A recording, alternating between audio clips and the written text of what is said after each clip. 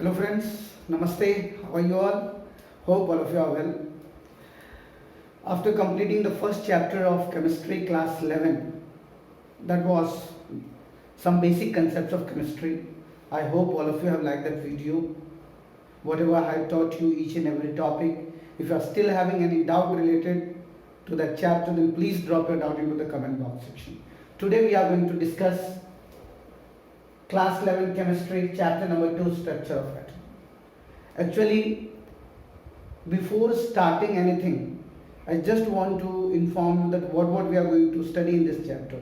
अब आप ही सोच लीजिए, कोई भी चीज़ की जब शुरुआत करते हैं, आप किसी चीज़ का प्रिपरेशन करते हैं, तो आपको उसके डिस्क्रिप्शंस पते होने चाहिए कि क्या क्या हमें पढ़ना है इस चैप्टर में, राइट। सबसे पहले स्ट्रक्चर ऑफ एटम क्यों आया, इस चैप्टर का इंट्रोडक्शन, क्या आखिर जब डाल्टन एटॉमिक थ्योरी में क्या कह दिया था कि सबसे छोटा पार्टिकल एटम है, तो फिर ये स्ट्रक्चर ऑफ एटम आने की ज़रूरत क्या थी, तो ये हम लोग इंट्रोडक्शन पार्ट में पढ़ेंगे। सेकेंड है डिस्कवरी ऑफ फंडामेंटल पार्टिकल्स, जब इलेक्ट्रॉन, प्रोटॉन और न्यूटन का डिस्कवरी हो चुका था, उनके क्या क्या फीचर्स, कैरेक्टरिस्टिक्स थे, वो डिस्कवरी के बारे में पढ़ेंगे। उसके बाद हर एक एलिमेंट्स के एटॉमिक नंबर के बारे में पढ़ेंगे, उनका मास नंबर के बारे में पढ़ेंगे।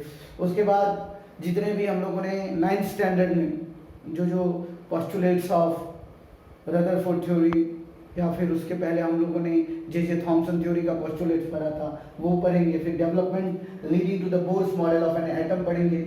नेचर ऑफ इलेक्ट्रोमैग्नेटिक रेडिएशन, ये दो टॉपिक होगा हमारा। ये बहुत ही कंसेप्चुअल टॉपिक्स हैं। अगर इन सारे टॉपिक्स को आप समझ गए तो समझ लेना कि ये बोन्स ऑफ केमिस्ट्री इसको कहा जाता है। सेकेंड जो चैप्टर है स्ट्रक्चर ऑफ एटम, ये एक प्रकार का बैकबोन है केमिस्ट्री का। अगर ये चैप्टर आपको समझ में आ जाता है तो समझ लीजिएगा कि आपने केमिस्ट्री जो है आप खड़े कर सकते हो। केमिस्ट्री जैसे हम लोगों का बैकबोन होता है, अगर बैकबोन नहीं होगा तो हम खड़े नहीं हो सकते हैं ठीक से प्रॉपर्ली। वैसे ही अगर स्ट्रक्चर ऑफ एटम चैप्टर का आपके पास कंसेप्ट नहीं है, then you might not stand on your feet. अगर आप नहीं खुद से खड़े हो सकते, then you know very well, then वही है कि हम लोग बुक के सहारे या फिर रट्टा मार के किसी तरह पास में। इसीलिए ये चैप्टर का समझना केमिस्ट्री के लिए बहुत ही ज़्यादा इंपॉर्टेंट है। तो यहाँ पे मैंने आपको बताया introduction, discovery of fundamental particles, atomic number and mass number, development leading to the Bohr's model of an atom, nature of electromagnetic radiation, Bohr's model for hydrogen atom, quantum mechanical model of an atom, formula chart and many more we are going to discuss in this chapter as I had informed you about the introduction. In this video we will study little bit more about the introduction of this chapter. Actually, first of all, Dalton had directly given his postulate in his theory. He had given the 5 conceptual postulates. I hope all of you have remembered about the Dalton atomic theory. Have you remembered what he had given the first postulate of his theory? He had given that the smallest particle of a matter is atom. Atom can neither be created nor be destroyed. Atom can neither be created nor be destroyed. He had informed that atom is the smallest particle. It can't be break down. It can't be cut down. So now how this structure of atom has been just developed, and it was situated according to the subatomic particles, that an atom is made up of subatomic particles. That was discovery of electron, protons and neutrons and many more. So let's start about the introduction. As I am giving you the introduction of this chapter, please read it very carefully. In ancient time, atoms were thought to be fundamental building blocks of all the matter.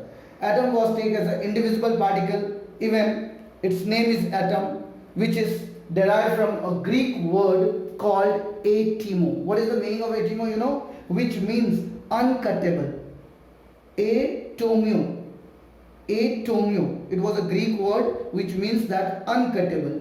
Further, this concept came into more light or reviewed when the John Dalton in 1808 proposed his Dalton atomic theory. In the Dalton atomic theory, he has proposed his theory and he has given some of the postulates in his theory. He too considered that atom as the smallest indivisible particle of matter. Further, it was concluded that an atom can neither be created nor be destroyed. Though Dalton's atomic theory provided convincing explanation for the various laws of chemical combination, but his ideas that the atom is an indivisible particle of matter was disapproved later by the discovery of radioactivity. Dalton atomic theory की जो postulates थे, उनका postulate कब fail हुआ? जब discovery of radio activity का invention हुआ, right? So discovery of radio activity had disapproved the theory of Dalton, and atoms were found to be composed of three fundamental particles, namely protons, neutrons, and electrons. The discovery of these fundamental particles paved the way for further research on the internal structure of an atom, which obviously explained the enormous diversity chemistry involved in a wide range of chemical reactions. So this chapter deals with the various advantages being made to elucidate the different atomic models which gave the modern structure of atoms and gave the concept of quantization of energy. So this was our introduction part. In the introduction part, we have just studied about that atom. According to the Dalton, it was the smallest particle. It was not cuttable. But atom, the word which was came from the Greek atomio, which the real meaning is uncuttable. मतलब आप सीधा सीधी समझो, जिस word का ही मतलब है जिसको काटा नहीं जा सकता. एंड थ्योरी ऑफ, जब इनका रेडियो एक्टिविटी का डिस्कवरी हुआ था तो डाल्टन साहब का थ्योरी डिसअप्रूव हो गया. उन्होंने कहा था कि एटम सबसे छोटा पार्टिकल है, राइट? सबसे छोटा. उन्होंने ये कहा that was good, atom is not cuttable, atom is not breakable. That was the good concept, but he had informed that it is the smallest particle. None other particle can be more smaller than atom. So that concept was wrong when the discovery of these subatomic fundamental particles has been invented, namely as proton, electron and neutron. जैसे ये तीनों particle का discovery हुआ कि Dalton साहब की theory fail हो गई, और जैसे उनकी थ्योरी फेल हुई उसके बाद फिर स्ट्रक्चर ऑफ एटम में जैसे क्रांति आ गई. Was the revolution stage of the scientist when they had started the discovery of this fundamental particles like electron, proton, neutron, meson. बहुत सारे ऐसे पार्टिकल हैं जो कंटिन्यूअसली उन्होंने डिस्कवरी करना स्टार्ट कर दिया था. तो ये था हमारा पहला इंट्रोडक्शन पार्ट जो इस चैप्टर का था कि आखिर क्या है इस चैप्टर में. इस चैप्टर में हम लोग क्या सब पढ़ेंगे. इस चैप्टर में हमने जितने भी थ्योरी, चाहे वो जे थॉमसन एटॉमिक मॉडल हो या फिर रदरफोर्ड एटॉमिक मॉडल हो या बोर एटॉमिक मॉडल, जो भी आपने 9th स्टैंडर्ड में पढ़ा था, उन सब से आगे जाएंगे हम लोग. वो थ्योरी तो पढ़ेंगे, उस थ्योरी में भी जो कंसेप्ट हमने 9th स्टैंडर्ड में नहीं पढ़ा था उसको भी हम लोग पढ़ने वाले हैं. लेकिन हम लोग स्टार्ट करेंगे डिस्कवरी ऑफ फंडामेंटल पार्टिकल से. तो सबसे पहले डिस्कवरी ऑफ फंडामेंटल पार्टिकल से मैं पहले आपको जानूं, क्या आप सबको ये याद है कि डाल्टन एटॉमिक थ्योरी क्या है? 19th सेंचुरी और के लास्ट में और 20th सेंचुरी के बीच में ये जो कंसेप्ट आया था सब एटॉमिक पार्टिकल्स का, इलेक्ट्रॉन, प्रोटॉन और neutron, a concept very different from that of Dalton. The major problems before the scientist at that time was, क्योंकि जो डाल्टन ने थ्योरी दिया था उससे पहले जो भी डाउट्स थे, जो भी मतलब कंफ्यूजन था, उन सारे कंफ्यूजन के लिए सबसे पहले ये मेजर प्रॉब्लम जो साइंटिस्ट फेस कर रहे थे, to account for the stability of atom after discovery of sub atom, कि क्या एटम स्टेबल है. जब इलेक्ट्रॉन, प्रोटॉन और न्यूट्रॉन का डिस्कवरी हो गया तो उसके बाद जो प्रॉब्लम फेस कर रहे थे हमारे साइंटिस्ट सब, वो कह रहे थे क्या हमारा एटम स्टेबल है. जब इलेक्ट्रॉन, प्रोटॉन और न्यूट्रॉन का इन्वेंशन हुआ, डिस्कवरी हुआ, उसके बाद फिर उन्होंने कंपेयर किया वन एलिमेंट के फिजिकल और केमिकल प्रॉपर्टीज से, क्या दूसरे एलिमेंट का जो एटम है उनका भी फिजिकल और केमिकल प्रॉपर्टीज क्या बराबर होता है. फिर उन्होंने एक्सप्लेन किया कि formation of different kinds of molecule by the combination of different atoms, क्या फिर एक एलिमेंट का एटम और दूसरे एलिमेंट के एटम को अगर कंबाइन करेंगे तो जो कंपाउंड का फॉर्मेशन होगा, क्या वो फॉर्मेशन एक जैसा होगा या अलग अलग होगा. ये मतलब हर एक एटम का जो कॉम्बिनेशंस करने के बाद जो कंपाउंड का फॉर्मेशन होगा. And to understand the origin and the nature of characteristics of electromagnetic radiation absorb by the emitter, और जो भी इलेक्ट्रोमैग्नेटिक रेडिएशन जो एटम्स इमिट करते थे, स्पेशली सब एटॉमिक पार्टिकल्स के बारे में, तो उन सब चीजों को आज हम लोग पढ़ने वाले हैं. तो सबसे पहला सब एटॉमिक पार्टिकल कौन कौन से हैं? सब एटॉमिक पार्टिकल है हमारा इलेक्ट्रॉन, प्रोटॉन और न्यूट्रॉन. तो सबसे पहला टॉपिक हमारा discovery of fundamental particles. Discovery of fundamental particles में सबसे पहला डिस्कवरी ऑफ इलेक्ट्रॉन. इलेक्ट्रॉन की डिस्कवरी कैसे? तो ये स्टोरी की तरह आप सुनना, लेकिन आपका कंसेप्ट समझ में आना चाहिए कि आखिर सर क्या कह रहे हैं और कैसे इलेक्ट्रॉन का डिस्कवरी हुआ. Got it? आई होप सब लोग समझ रहे हो मैं क्या कह रहा हूं कि ये डिस्कवरी ऑफ इलेक्ट्रॉन है। जैसे किसी भी चीज का डिस्कवरी होता है तो कैसे साइंटिस्ट उसको फाइंड करते हैं और किस तरह से उसके बारे में वो एक्सप्लेन करते हैं। तो सबसे पहला हमारा टॉपिक है डिस्कवरी ऑफ इलेक्ट्रॉन। क्या है? Discovery of electron.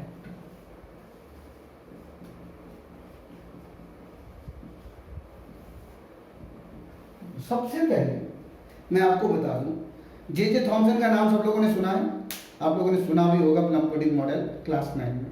The electron was the first fundamental particle. It was discovered by J.J. Thomson in 1897 by utilizing Faraday's study of electrical discharge in partially evacuated tubes known as cathode ray tubes.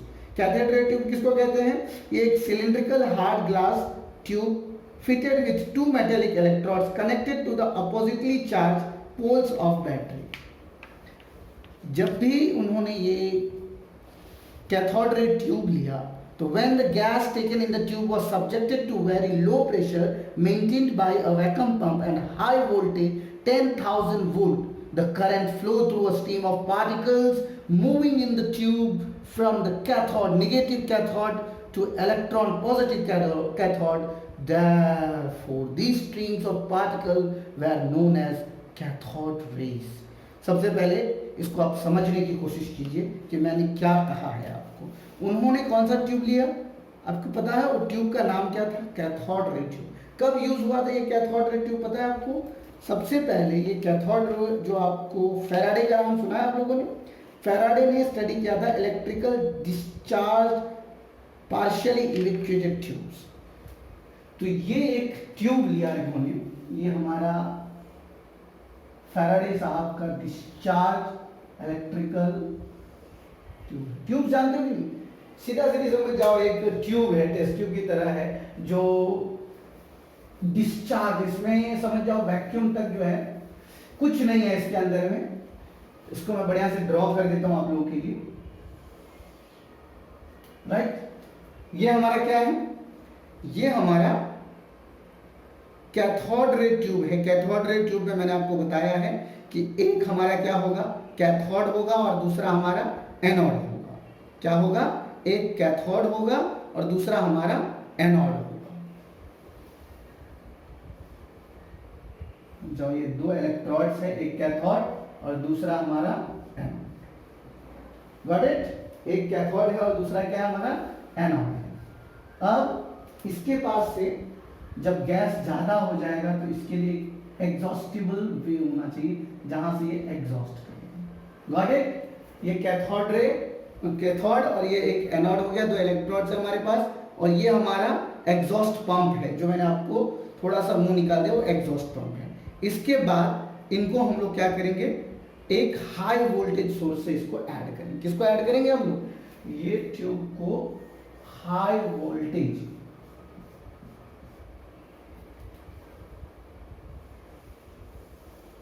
Got it?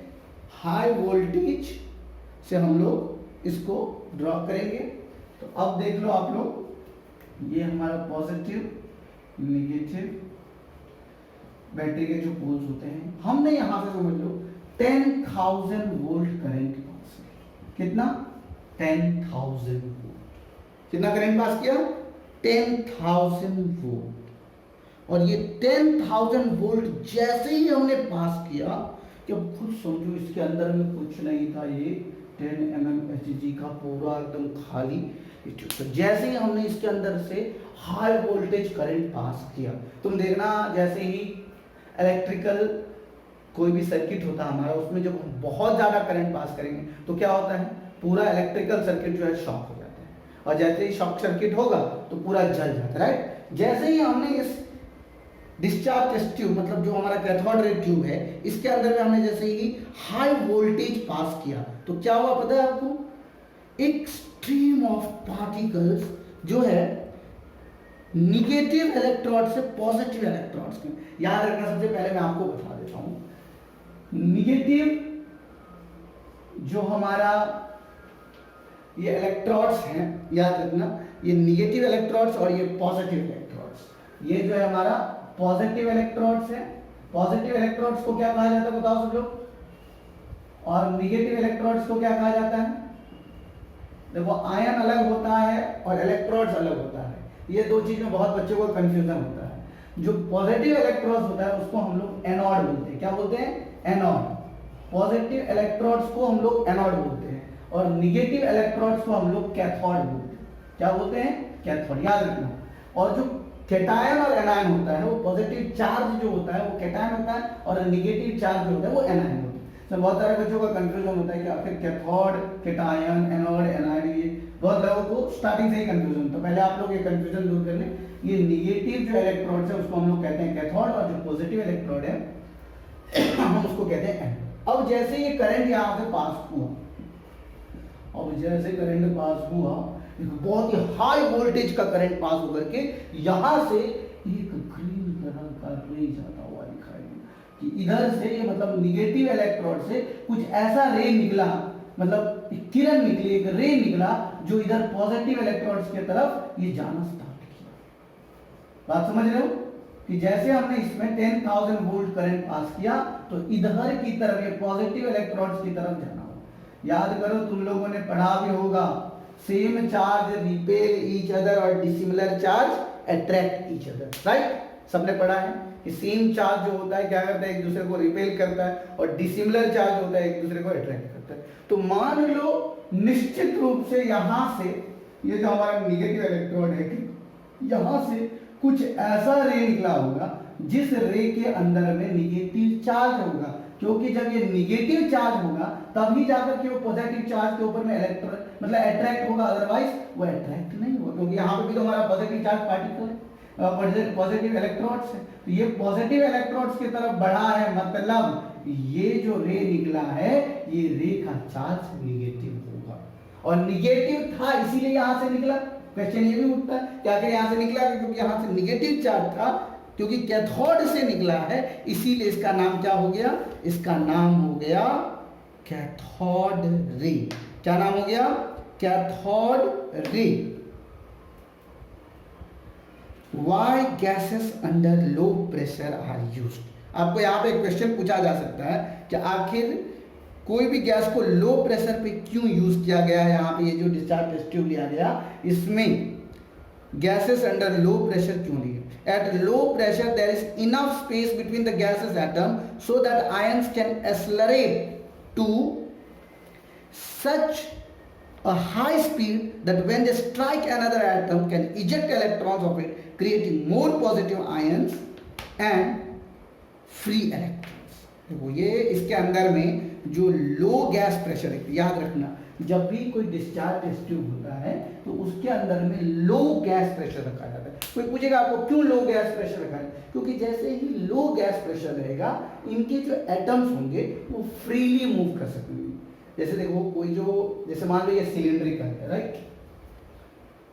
Suppose करो ये हमारा cylindrical है, इस cylindrical में ये हमारा piston है और अभी जो है हमारा मान लो इतना ही तक गैस था लेकिन हमारा पिस्टन यहाँ पर है, तो क्या होगा? हर एक एटम फ्रीली मूव कर रहा होगा कंटेनर के वॉल तक, इधर उधर जहां भी मन होगा। लेकिन जैसे ही हम प्रेशर इंक्रीज करेंगे और ये जो हमारा यहाँ पे लेते हैं उसको हम यहाँ पे ले आएंगे तो क्या होगा? सारा एटम ऑक्यूपाई होगा, एक दूसरे के नजदीक में आ जाएंगे, राइट?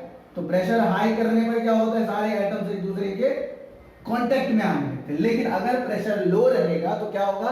प्रेशर लो रहेगा तो एटम्स कैन मूव फ्रीली, याद रखना। इसीलिए कोई भी अगर गैस से हम लोगों को किसी भी एटम्स पार्टिकल का इन्वेंशन करना होगा तो हम लोग क्या करेंगे? गैसेस का लो प्रेशर रखें। तो यहाँ पे एक क्वेश्चन आप लोग पूछ सकते हैं, why gases under low pressure are used? तो याद रखना वहां पे आंसर क्या बोलना है आपको? At low pressure there is enough space between the gaseous atom so that the ions can accelerate to such that a high speed that when they strike with each other they can eject electrons off it, creating more positive ions and free electrons. अब कैसे पता चला कि 100% ये cathode ही raise था? ये confirmation of raise जो है वो कैसे पता चला? यहां से जो रेज निकला है उसका कंफर्मेशन कैसे पता चला कि ये कैथोड ही रेज है?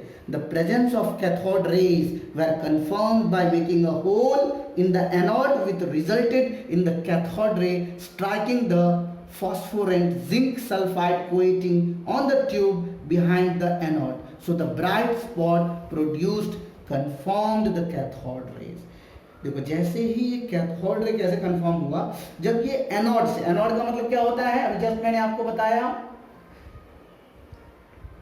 एनोड का मतलब होता है पॉजिटिव इलेक्ट्रॉन्स और निगेटिव इलेक्ट्रोड्स को क्या कहते हैं हम लोग, कैथोड कहते हैं। तो जैसे ये पता चला कि कैथोड रे हैं, मतलब ये एनोड की तरफ जा रहा है और एनोड की तरफ जो स्ट्राइक किया, वहां पर कैथोड रे स्ट्राइक करके phosphor and zinc sulphide coating layers जो था उस ट्यूब के पीछे में एक ब्लाइंड स्पॉट प्रोड्यूस हुआ, जो कंफर्म किया कि ये कैथोड रेज ही है। क्या है ये, कैथोड रेज ही है। इन मतलब याद रखना, यहाँ से जब ये प्रोड्यूस होकर के इस तरफ गया तो यहाँ पर इसके बीच में एक ब्लाइंड स्पॉट प्रोड्यूस किया, जिससे ये कंफर्मेशन हुई कि ये जो है हमारा कौन सा रे है, कैथोड रेज है। अब आ जाइए कैरेक्टरिस्टिक्स ऑफ द कैथोड रे। कैसे पता चला कि क्या कैरेक्टरिस्टिक्स है कैथोड रेज का, क्या कैरेक्टरिस्टिक्स है। अगर कोई आपको पूछेगा what are the characteristics of cathode rays, तो हम लोग इसको बढ़िया से लिखना पड़ेगा आपको कि इसके कुछ कैरेक्टरिस्टिक्स हैं, मैं आपको बताऊंगा और आप लोग अपने नोटबुक में लिखते चलेंगे ताकि आपको पता चले कि आखिर क्या है कैरेक्टरिस्टिक्स ऑफ कैथोड रेज। क्या गुण था कैथोड रेज का, कैसे नाम पड़ा, क्या चार्ज है, कितनी वैल्यू है, ये सारा जो है हम लोग अभी लिखेंगे। हमारा टॉपिक होगा कैरेक्टरिस्टिक्स ऑफ कैथोड रेज। क्या होगा, कैरेक्टरिस्टिक्स ऑफ कैथोड रेज।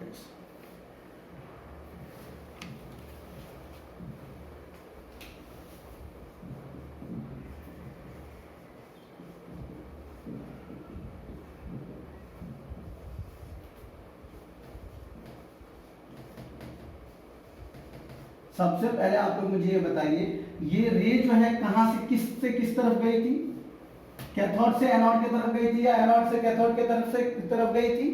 तो आप लोगों ने देखा, भी जस्ट मैंने बताया कि the cathode rays moves from cathode to anode. The cathode raise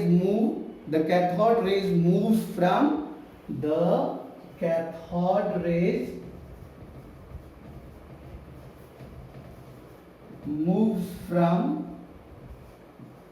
cathode to anode. सबसे पहला प्रॉपर्टी याद रख लेना, इसका नाम क्यों पड़ा, क्योंकि ये कैथोड रेज से लेकर के एनोड रेज की तरफ जा रहा था। These rays are observe with the help of, कैसे ऑब्जर्व हुआ था, फ्लोरोसेंट और phosphorescent material as these are visible. क्योंकि जैसे मान लो हम लोग कांच का ग्लास जो होता है, तो कांच के ग्लास में इजीली आप लोग ट्रांसपेरेंट होता है देख सकते हैं। टेलीविजन का जो स्क्रीन होता है, वो आपको कोई पूछेगा ये स्क्रीन जो है कौन से मटेरियल से बना हुआ है, कैसे आपको कोई भी चीज दिख जाता है पीछे से चलती है, तो फ्लोरोसेंट या फॉस्फोसेंट मटेरियल होता है जिस कारण से आपको ये दिखता है। तो आप लोगों का दूसरा जो कैरेक्टरिस्टिक्स है, these rays are observe with the help of, these rays are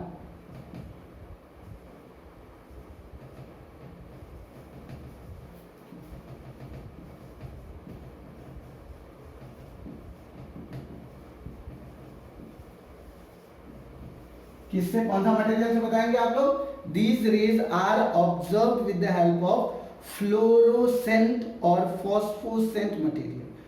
fluorescent FLUORESCENT, fluorescent FLUORESC, fluorescent. और दूसरा कौन सा है, फॉस्फोसेंट। फॉस्फोसेंट का स्पेलिंग क्या होगा, phospho RESCENT, phospho RESCENT, phosphorant material. These rays are observed with the help of fluorescent or phosphorescent material as these are visible.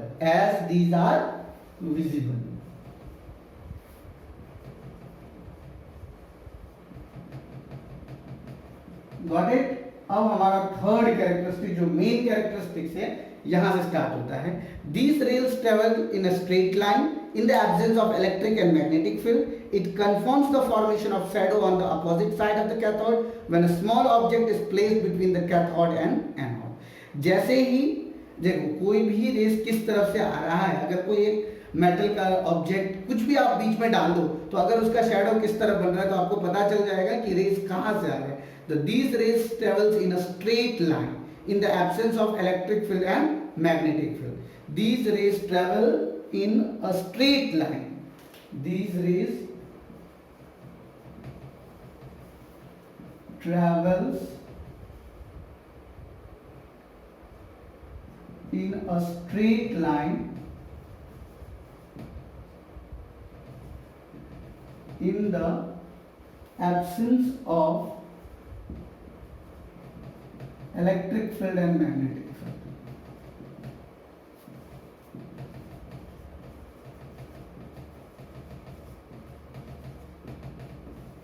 These rays travels in a straight line. These rays travel in a straight line. These rays travel in a straight line in the absence of electric field and magnetic field. It is confirmed by the formation of shadow on the. ये अगर आप समझ जाओ तो इसको लिखने की जरूरत नहीं है, सीधा सीधी मेन ये कंफर्म कैसे हुआ था, तो जब ये डिस्चार्ज टेस्ट ट्यूब के बीच में ये जो हमारा था फ्लोरोसेंट टेस्ट ट्यूब, इस बीच में जो है ना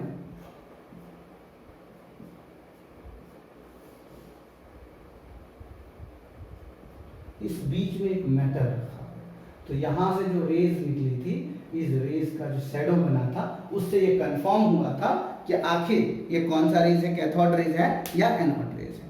सो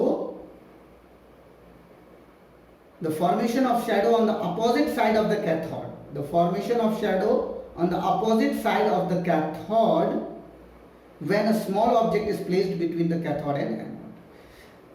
They rotate the little paddle wheel placed in the path. This shows that cathode rays obtain or contain material particles having both mass and velocity. Question क्या है कि आखिर ये रेस के अंदर में कौन कौन से पार्टिकल्स है, क्या है, मैग्नीट्यूड है, वेक्टर क्वांटिटी है, स्केलर क्वांटिटी है.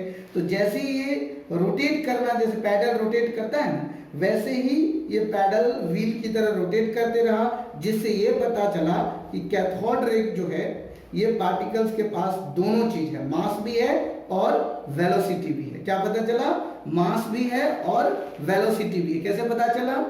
दे rotate the little paddle wheel placed in their path. उनके बीच में जब एक पैडल की तरह मतलब व्हील की तरह वो रखा गया तो उसको वो रोटेट करना चालू कर दिया. This shows that cathode rays contain the particles having both mass and velocity. देखो जैसे ही ये जो हमारा था यहाँ पर, अब इस बीच में ब्लेड टाइप का एक पार्टिकल समझ लो रख दी.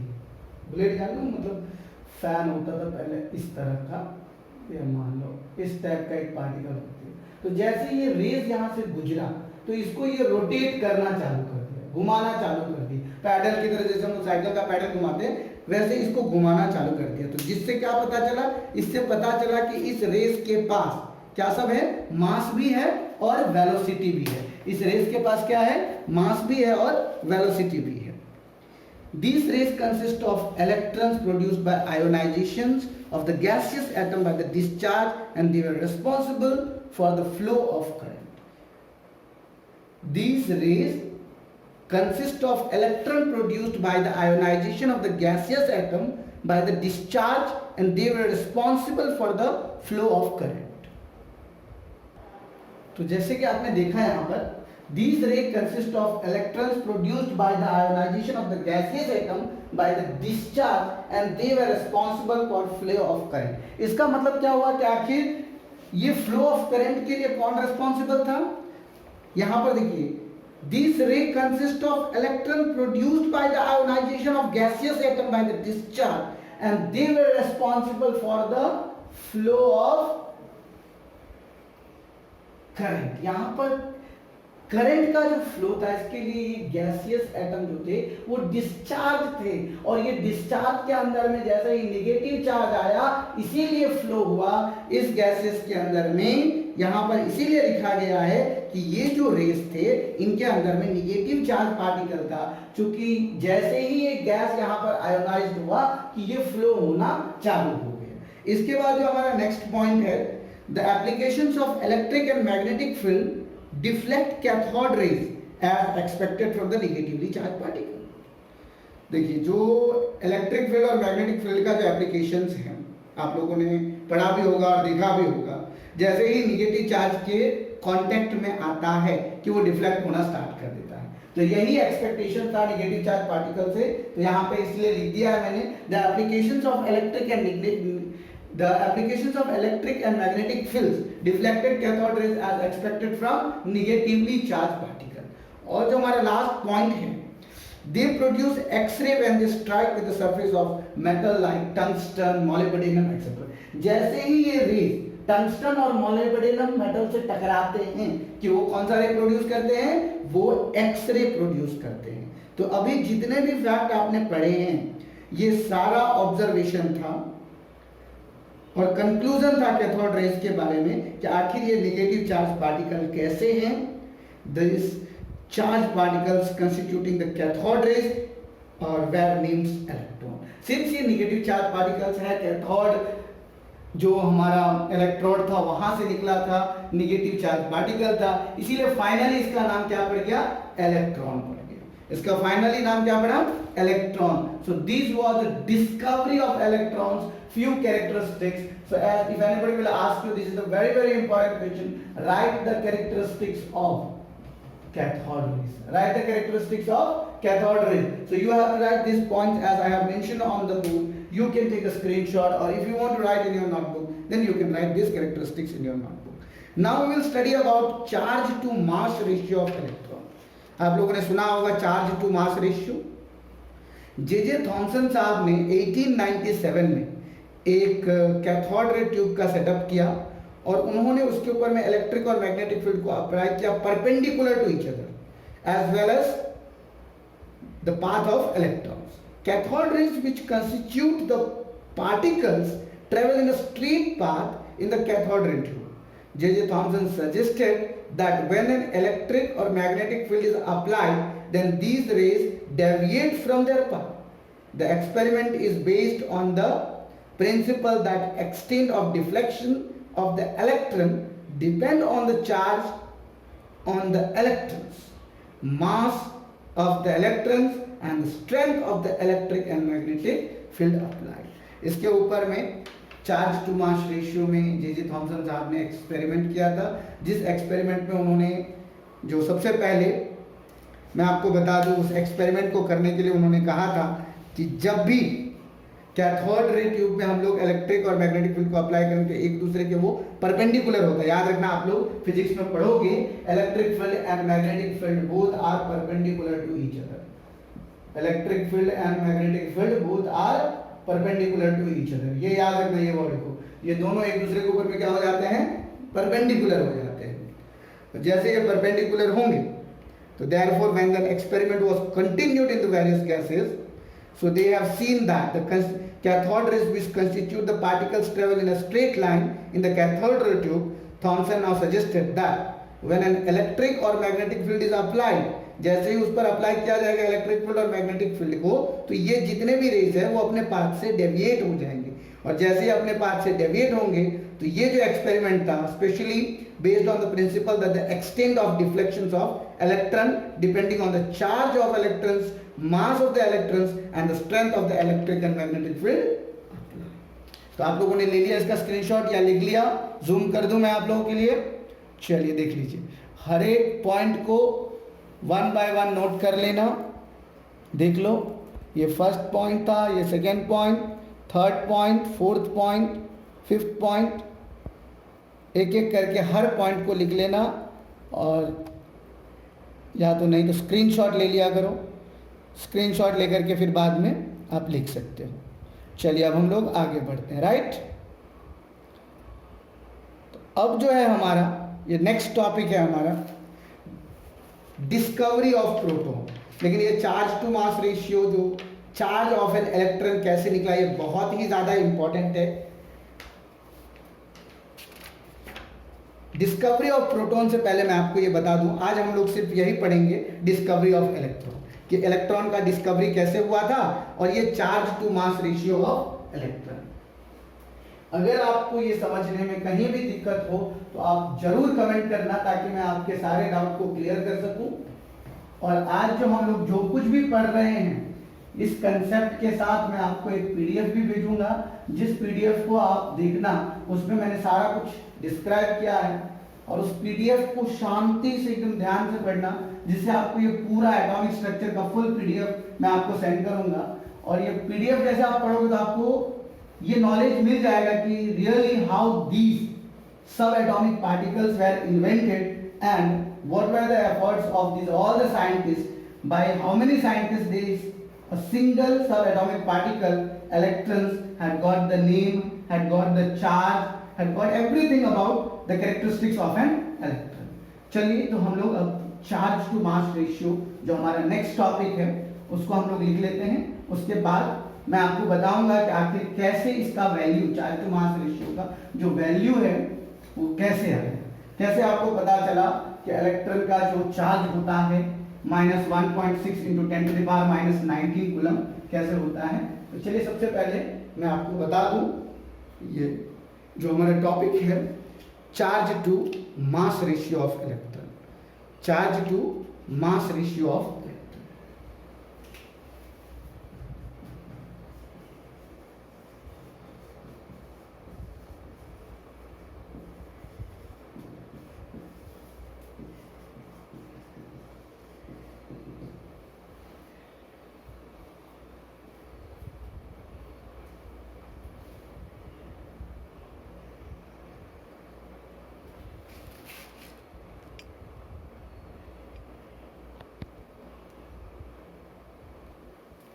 तो जैसे कि मैंने आपको बताया कि ये जो हमारा charge to mass ratio of an electron है, इसमें जे थॉमसन साहब ने एक डिस्चार्ज ट्यूब लेकर के इलेक्ट्रिक फील्ड मैग्नेटिक फील्ड एक दूसरे के ऊपर परपेंडिकुलर करके उन्होंने एक फिट किया, और एक एक्सपेरिमेंट के तहत उन्होंने क्या किया कि देखा उन्होंने कि जब कोई इलेक्ट्रिक फील्ड अप्लाई होता है तो इलेक्ट्रॉन डेविएट होने लगता है अपने पाथ से, जैसे ही ऐसे लगता है कि कैथोड रे ने उसको हिट किया हो, और जैसे कैथोड रे हिट करता है तो in the absence of both type of field, electric field and magnetic field, electron hit to the screen और hit to the point.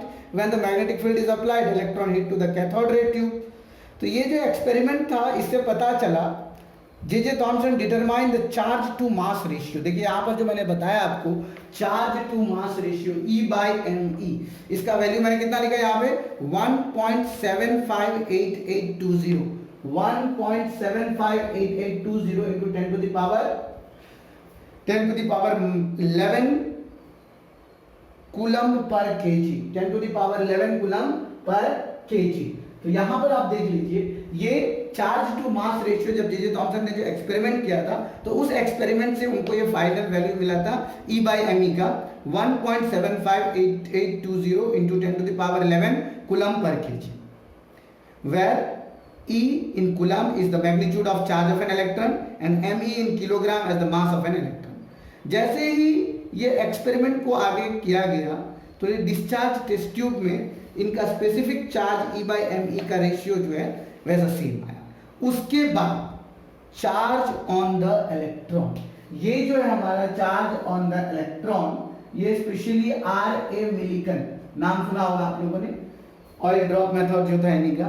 R.A. Millikan दो इज ऑयल ड्रॉप एक्सपेरिमेंट, उन्होंने 1906 से लेकर 1914 तक उन्होंने एक एक्सपेरिमेंट किया था, ऑयल ड्रॉप एक्सपेरिमेंट। वहां पर उन्होंने कैलकुलेट किया कि आखिर इलेक्ट्रॉन पर चार्ज कितना होगा। Since electron is a negative charge particle, electron is a negative charge particle, that's why its value will be -1.6 into 10 to the power -19 coulomb. तो उसके बाद जब इन्होंने देखा कि इलेक्ट्रॉन नेगेटिव चार्ज है इसीलिए -1.6 into 10 to the power -19 coulomb, ये 1 यूनिट चार्ज होता है। कोई पूछेगा आपकी ये क्या है, this is the 1 unit charge. The mass of electron was determined by the ratio of charge on electron. तो ये जो है मास ऑफ इलेक्ट्रॉन इसी चार्ज के रेशियो से निकाला गया। तो जो R.A. Millikan oil drop experiment से निकला था कि इनका charge 1.6 into 10 to the power -19 coulomb है। Since it is a negative charge particle, that's why its value is -1.6 into 10 to the power -19 coulomb. जब इस मास ऑफ इलेक्ट्रॉन को निकाला गया तो ये जो हमारा चार्ज का वैल्यू है E 1.6 into 10 to the power -19 coulomb, और ये E/m ratio, charge to mass ratio E/me, ये हमारा मास ऑफ इलेक्ट्रॉन और ये चार्ज ऑफ इलेक्ट्रॉन, इस दोनों को जब डिवाइड किया गया, charge of electron and charge to mass ratio of an electron 1.6022 into 10 to the power minus 19 coulomb. ये इसका ओरिजिनल वैल्यू है और ये जो हमने अभी निकाला है E by me का value 1.758820 into 10 to the power 11 coulomb per KG. इसको डिवाइड करने पर आया वैल्यू इतना 9.1094 into 10 to the power minus 31 kg, which is approximately to 9.1 into 10 to the power minus 31 kg। इतना हम लोग इसके बराबर मान के चलते हैं। Thus, an electron is a subatomic particle। Electron क्या है? एक सबएटॉमिक पार्टिकल है जिसका unit charge -1.6 into 10 to the power minus 19 coulomb और इसका मास जो है 9.1 into 10 to the power minus 31 kg के इक्वल होता है। तो आज जो हम लोगों ने सीखा है, आज हमने सबसे पहले सीखा कि ये तीनों सब एटॉमिक पार्टिकल्स, स्पेशली जब डाल्टन एटॉमिक थ्योरी को फेल किया गया, रिलेटिव एक्सपेरिमेंट किया गया, रिलेटिविटी एटॉमिक एक्सपेरिमेंट, उसके बाद जो डिस्कवरी हुआ इलेक्ट्रॉन प्रोटॉन न्यूट्रॉन का, तो आज हमने सबसे पहले डिस्कवरी ऑफ इलेक्ट्रॉन पढ़ा, उसके इलेक्ट्रॉन का जो कैथोड रेस के जो कैरेक्टरिस्टिक्स है वो सबसे ज्यादा इंपॉर्टेंट पॉइंट है, उसको जरूर लिख लेना। उसके बाद ये चार्ज टू मास रेशियो जो मैंने अभी वैल्यू आपको निकाल के दिखाया कि आखिर मास ऑफ इलेक्ट्रॉन का वैल्यू कितना है, तो मास ऑफ इलेक्ट्रॉन का वैल्यू हमें कितना मिला है 9.1 into 10 to the power minus 31 kg। ये सारा conclusion it was only and only of discovery of electron. अगर आपको इस वीडियो में ऐसा लगे कि मैं किसी भी पॉइंट पे नहीं समझ पा रहा हूं, then please drop your doubt into the comment box section so I can understand that you are having a doubt। and अगर आपको ये वीडियो समझ में आया होगा, उसके बाद मैं एक आपको पीडीएफ भेजूंगा, जिस पीडीएफ से आपको पूरा कंसेप्ट क्लियर हो जाएगा और उस पीडीएफ को ध्यान से पढ़ना और उसके बाद नोटबुक में उसको लिखना, तो कंसेप्ट क्लियर होगा। ये chapter it is a bone of chemistry, remember backbone है ये केमिस्ट्री का स्ट्रक्चर ऑफ एटम। तो अभी आज हमने सिर्फ क्या पढ़ा? Discovery of electron. Next video में हम लोग पढ़ेंगे discovery of proton. I hope all of you have enjoyed this video. Don't forget to like and subscribe, share this video with your friends so they can also enjoy। That's all for today। Thank you very much।